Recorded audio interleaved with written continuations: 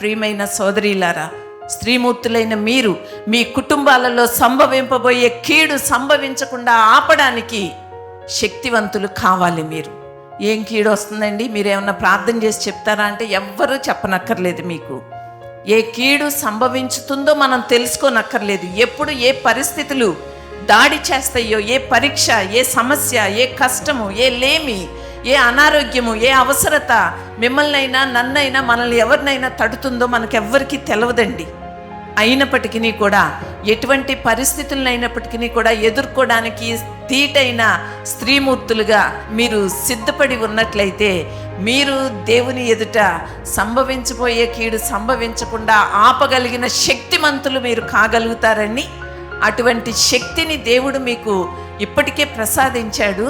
ఇంకనూ ఆ దేవుని యొక్క శక్తిని పొందుకున్న వారై ఏ పరిస్థితుల్లోనైనప్పటికీ కూడా నేను యెహోవా జీవముతోడు ఆయన పక్షంగా నిలబడినట్లయితే నాకు విజయాన్ని ఇస్తాడా ఈ దేవుడు?